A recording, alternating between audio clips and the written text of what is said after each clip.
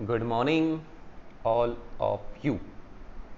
तो आज हम ज्योग्राफी का जो टॉपिक आपके सामने लेके आए हैं वो है मानव भूगोल क्या होता है, मानव भूगोल के उप क्षेत्रों का वर्णन कीजिए।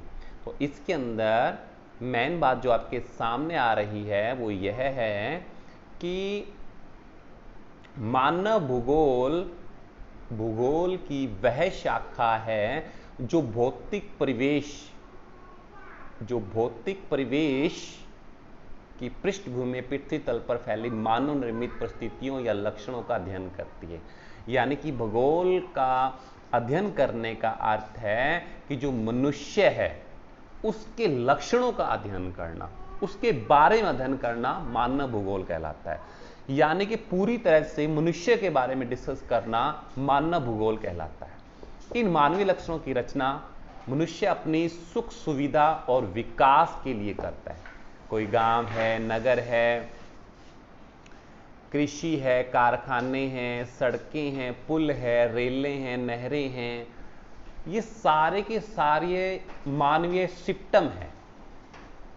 मानव निर्मित परिस्थितियों से ही मानव के सांस्कृतिक विकास की झलक मिलती है। क्या मिलती है? सांस्कृतिक विकास की झलक मिलती है। मानव की सभी विकास क्रियात्मक गतिविधियों पर भौतिक वातावरण का भारी असर पड़ता है। मानव कोई भी क्रियाकलाप करता है उसका पूरा का पूरा जो असर है वो भौतिक वातावरण पर पड़ता है। तो इसके जो उप क्षेत्र हैं, तो जो पहला आपके सामने आ रहा है वो है आर्थिक भूगोल। आर्थिक भूगोल भूपृष्ठ पर मानव की उत्पादन क्रियाओं के वितरण का अध्ययन करता है कि मनुष्य ने कितना उत्पादन किया, कितना उसको यूज किया और दोनों के बीच में क्या अंडरस्टैंडिंग है। ये तो होता है आर्थिक भूगोल। अब आता है सांस्कृतिक भूगोल।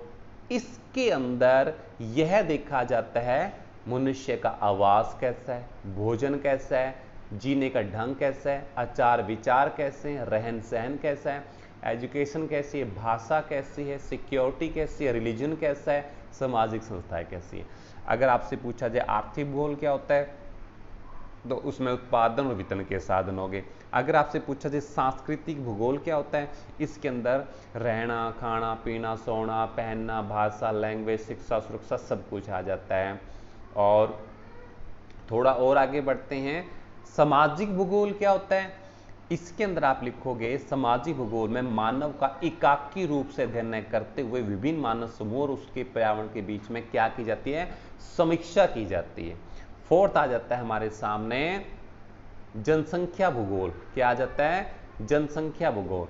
इस उपशाखा में कुल जनसंख्या का वितरण, कहां कहां जनसंख्या ज्यादा है, कहां कम है, घनत्व कितना है, जन्म दर क्या है, मृत्यु दर क्या है, साक्षरता दर क्या है, इनके बारे में अध्ययन किया जाता है। उसके बाद हमारे पास आ जाता है ऐतिहासिक भूगोल, यानी कि हिस्टोरिकल ज्योग्राफी आ जाती है।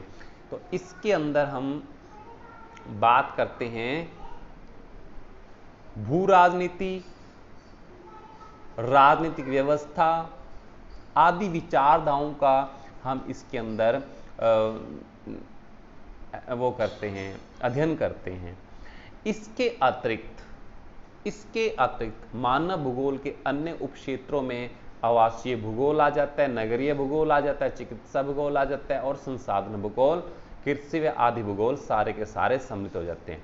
तो कुल मिला के हम अंत में यही कहना चाहेंगे कि मानव भूगोल का अध्ययन का मतलब A to Z मानव के बारे में, उसके राजनीतिक, आर्थिक, रहन सहन, खान पान, रीति रिवाज, भाषा सबके बारे में गहनता से क्या किया जाता है, अध्ययन किया जाता है।